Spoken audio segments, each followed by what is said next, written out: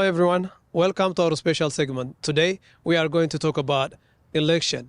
We're going to talk about local and general elections. The key point is that voters should know in Minnesota or in 2024 election.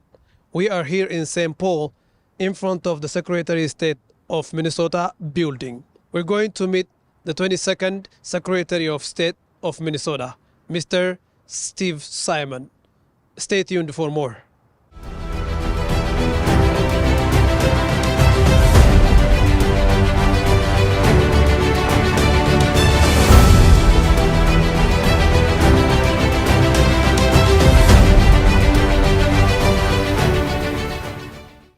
Thank you, Your Honor, for giving us a chance and taking your time to spend your time with us. My pleasure. Thanks for having me. Let me start with the questions. How is the state preparing for the upcoming local and general election this year? Well, it's always a big task, obviously, and Minnesotans take elections very, very seriously. But one of the things about putting on an election is it really is sort of a team effort, even a team sport. We all have a role to play, we all have a position to play, and all the units of government have to help each other. And so we work with the federal government, we work with counties, we work with cities, we work with towns, and so we have to have each other's backs. So we feel really good about the basics. We have good laws in Minnesota on election that provide a lot of access for a lot of people, and we have good security as well. But it's a question of making sure that everyone is working together and doing their duties. I'll give you an example. So we do a lot of things in our office, but one thing that we do not do is we do not count votes. We don't do that. That happens at the local level in towns, in cities, and counties. But we do a lot of other things. So we all have a role to play, and we are all talking to each other up and down and sideways to make sure that we can put on an election that everyone can feel comfortable with, everyone can accept at the end. And I've been telling people that what I want to see between now and election day is two things. Here are my two wishes: high turnout and low drama. That's what I want, and I think we can get that in Minnesota for a lot of reasons. What makes this year election different than previous one? A few things. We have ingredients necessary for a lot of high turnout, a lot of intensity. Now, we always have the good laws that we have on the books. That's not new. But what's a little new this year is some of the other ingredients that we have. For example, in any election, presidential election or any other, a couple of ingredients that contribute to turnout include things like very strong feelings about the candidates, right? We have that this year. We don't have that every year, but this year we do. People feel very strongly about the presidential candidates, strong like, strong dislike, both at the same time. The other thing we have that is not present every year all the time is an election that is perceived as very close. People know that this will be a very close election, and again, that contributes to high turnout. And then the third thing is we have our governor, Tim Walz, on one of the tickets, and that will increase interest and probably turnout both ways. People who like Governor Walz, people who don't like Governor Walz will both have an extra incentive to show up and turn out to vote. So that's what makes it feel different in part. Another thing I would say is this obviously is the first presidential election after or since 2020. And we know that in 2020, part of the frustration was what would happen after the election. And at its most extreme, you had violence in the January 6th attack on the U.S. Capitol. And so when you ask me what's different about this election, one of the things that's different is we have learned so much from 2020, from the standpoint of security, from the standpoint of partnerships, and I think we're in a much better position now than we were 4 years ago. Thank you again. Who can vote in both local and general elections? It's the same. There's no difference. Local and elections, it's the same rules. And the rules are you have to be a United States citizen, you have to be at least 18 years old, you have to be a resident of the state of Minnesota for 20 days or more, and you cannot currently be in prison, incarcerated, and you can't have had a judge remove your right to vote. But if that applies to you, if you're a citizen, if you're 18 or older, you're a resident of Minnesota, and none of those other things are true, you're good to vote. State, local, national, it doesn't matter. You are an eligible voter. what are the key things voters should know about the elections? Right.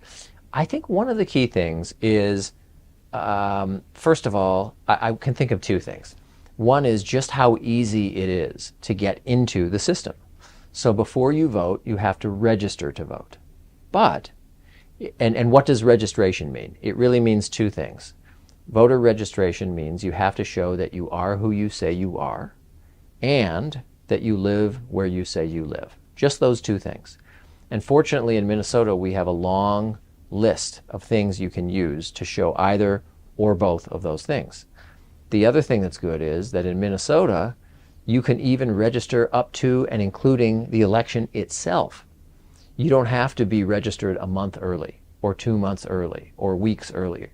You can go in on election day if you wish and either be registered for the first time or change your registration. So that's something I want people to know. The other thing that I think people should know about this election is there are really 3 ways to vote, 3 ways to actually get the job done of voting. The first is to vote on election day, November 5th, in a polling place. And for those of your viewers who might not be sure where their polling place is, we have a website. It's very easy. People can find their polling place. It's MNVotes.gov. That's our website, MNVotes.gov. You can just type in your address and it'll show you your polling place. So the first way to vote is to go in on election day and vote at a neighborhood polling place. But then we are now in the early voting period, the early voting by absentee, it's called, period in elections. And there are 2 separate ways to vote during this early period up until election day. One is to go to a particular place. Typically, it's a city hall or an elections office. Again, our website, mnvotes.gov, can help someone find where that is. The second way to vote early, this period we're in right now, is to order the ballot to come to you at home. You can vote from home. You don't need any special permission. You don't need to prove anything. As long as you're an eligible voter, you can vote from home. So you can go to mnvotes.gov and order the ballot, and you can vote from your couch. You can vote from your kitchen table. So those are the 3 ways to vote: in person on election day, in person before election day, and voting from home by mail. Thank you again. There are some lack of awareness, especially on election around, minorities, the minority communities. Can we talk about, or can we brush up about the Voters' Bill of Rights? Sure. In Minnesota, we have a Voters' Bill of Rights. Some of the items we've already discussed in terms of the rules. But what the Voters' Bill of Rights says is voters have the right to vote in a way that's trouble-free, in a way that is calm, and we have rules and laws in Minnesota that do that. Let me give an example. So for those who might be worried in any community about election day itself, will they face harassment? Will they face intimidation? Well, the Voters' Bill of Rights says you have a right to vote in a peaceful way. And so we have laws in this state that say within 100 feet of the entrance of any polling place, a school, a city hall, anything else, the only people allowed there are voters, election workers, someone who naturally works in that building, and there is one exception, and that is each political party is allowed to send one person, a challenger, we call it, to show up to the polling place. But even then, the challenger cannot speak to a voter, a challenger cannot stand within 6 feet of a voter, and a challenger can only issue a challenge to a voter based on personal knowledge. That's the exact phrase in the law, personal knowledge. So they can't challenge someone's eligibility just because they have a bad feeling or a bad vibe or anything else. It has to be something they know. And so that has had the impact over a long time of ensuring that on election day in the polling place, it's peaceful. And we don't have people interfering with other people's right to vote. That's just one example of the Voters' Bill of Rights. Thank you so much. What kind of impact immigrant communities have on election? Okay, well, this is what I'm very proud of because it's personal for me. I am the son of an immigrant.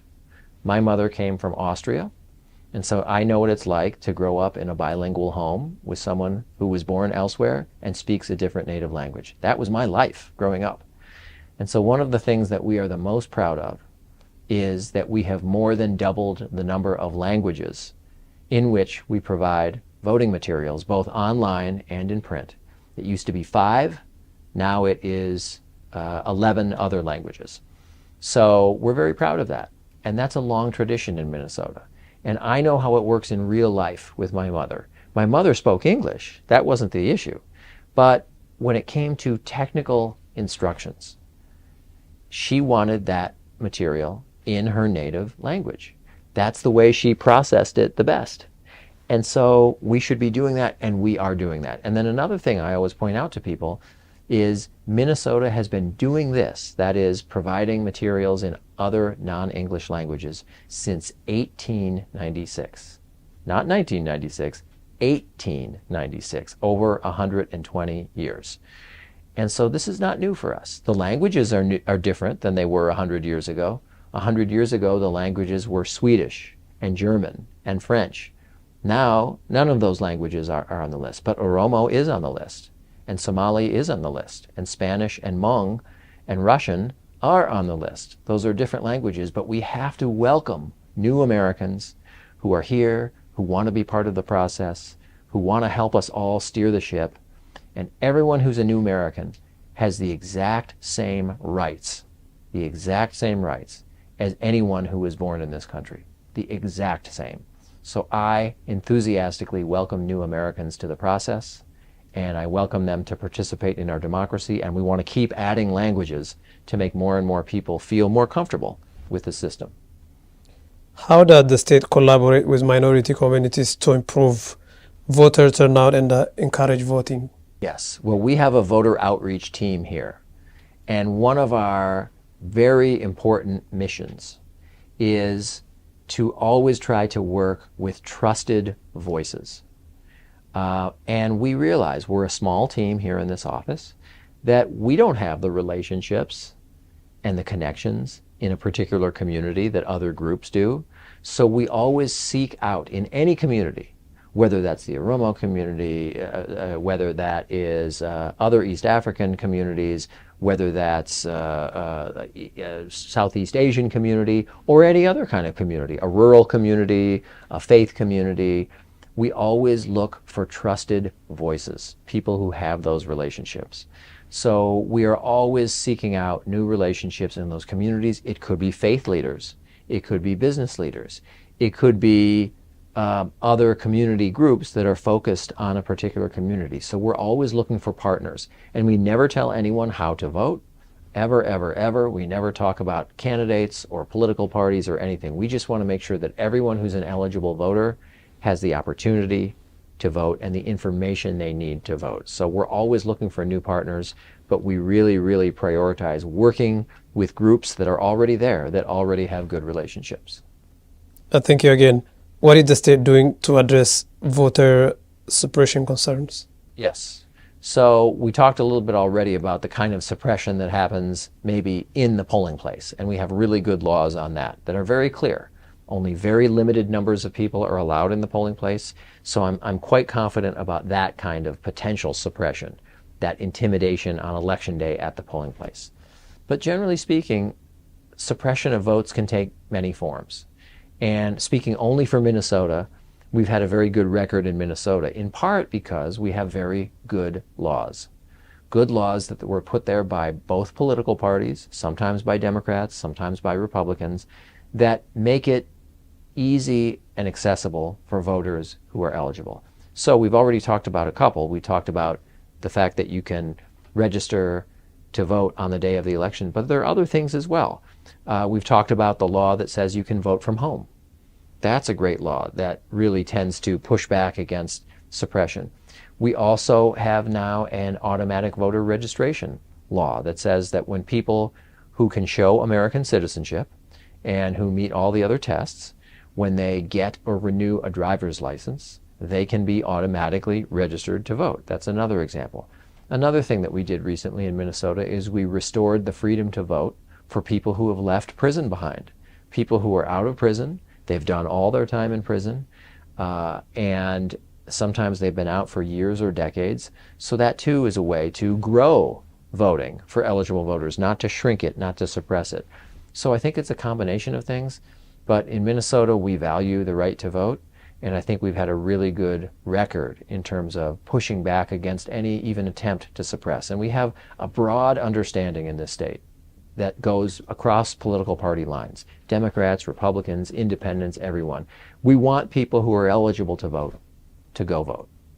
You know, in real life, media plays a great role in people's life. How are ethnic media and social media being used to reach minority voters? It's incredibly important. As I said, we really rely for the success of our work on the pre-existing institutions. And often that means ethnic or other media. So I'm proud to appear not just here, but anywhere I can, anywhere I have an invitation, so that you, the trusted voice in the community, can convey this information so that people know how to do things like register to vote, how to go to vote, how to ask for a ballot, how to go to our website, MNVotes.gov. So it's incredibly important that these really dynamic and important institutions, media institutions, have access to people all over the state, not just me, but other people in government as well. So you are very much a part of the formula that we depend on for our success because of your success in reaching particular communities. And it's very important that we get information out there in ways that people understand, in ways that people can really connect with. And that means always using trusted voices and messengers. That's you. Thank you so much. And is there anything you want to add or you want to share your experience with the audience? I just want to say this. You know, we've talked about laws and we've talked about rules, and that's great, and I'm very proud of that. But I understand that sometimes the barrier to voting isn't about harassment. It isn't about the laws. It's somebody's thoughts about voting. Is it worth it or not? Is it worth the energy? Is it worth the time to vote?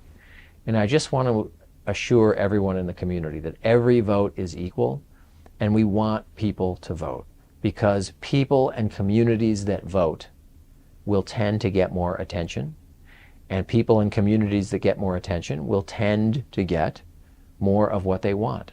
So I want all communities in Minnesota to vote. And it's easy to get frustrated sometimes. I understand that. It's easy to say or to think, well, my vote won't count, or they're not listening, or something like that. I understand that. But I ask people not to give in to that and to really think about what it means to help steer the ship. You know, I often say that a big difference between not voting and voting is, do you want to be a passenger in the ship, or do you want to help to steer the ship? And I'm asking everyone to help steer the ship. We need you. We particularly need new Americans. As the son of an immigrant, that's very important to me personally. We're all Americans with the exact equal rights of anyone else, whether you were born here or not, and we need everyone to help steer the ship. So what I would say to people is, this election, think about that. It's not just about President of the United States. It's about so many other offices as well. So for more information about all the rules, of course, there's our website, MNVotes.gov. But I really hope people who are eligible to vote will choose to vote. We need you. Thank you, Your Honor, for taking your time and joining us today. My pleasure. Thank you. We have concluded our interview. As Secretary of State said, don't forget to go out and vote and make difference. Thank you for watching OROMIA11, and don't forget to subscribe our YouTube channel for more. See you next time.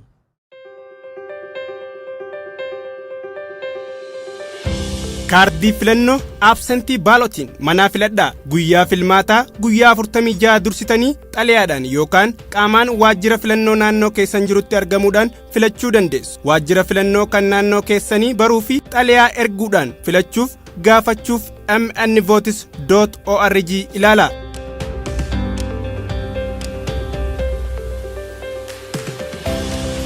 Filataa haaraadha. Minnesotaatti galmaa'uu fi filachuun salphaadha. Gara online MNVotes.org dhaquudhaan galmaa'uu, unkaayyannoo buufachuu yookaan qondaalli filannoo naannoo keetii akka xalayaadhaan si ergu gaafachuu dandeessa. Yeroo tokko teessoo kee ammaan galmoofte jennaan karaa sadan keessaa tokkoon filachuu dandeessa. Dursitee kaardii filannoo gaafachuudhaan mana teessee filachuu, qaamaan waajjira filannoo kan naannoo keetii dheeyxee filachuu yookaan guyyaa filannoo bakka filannootti argamtee filachuu dandeessa. Bakka filannoo keetii MNVotes.org ilaaluudhaan argadhu.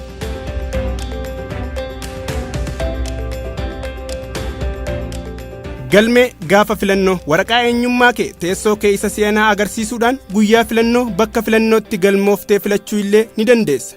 WE isteetaa yookiin eeyyama konkolaachisaa wayitawaa kan MNWE kan footoo kee qabuu fi kan teessoo kee duraanii agarsiisuu fi biilii kan itti kafalte waraqaa ragaa kan teessoo kee isa haarawaa wajjin guutummaa waraqaalee ragaa barbaachisan argachuuf MNVotes.org ilaalaa.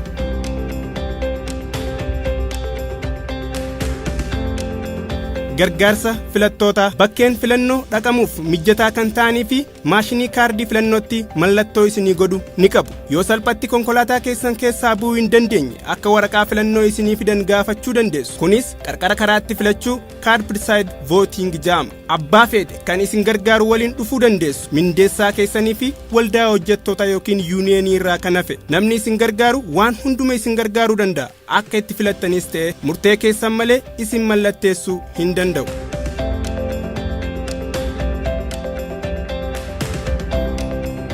Mirgoota keessan bara mirga kanneen ni qabdu.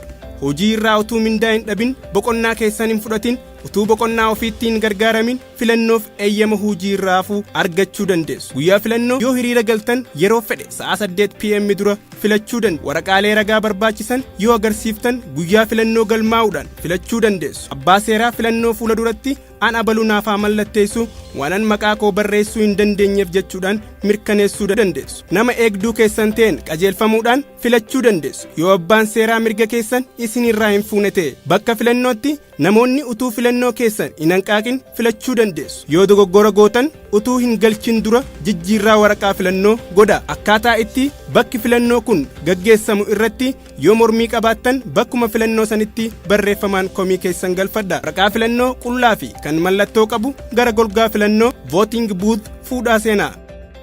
Odeeffannoo filannoo hunda barbaaddanii fi galmeedhaaf gara MNVotes.org dhaqaa.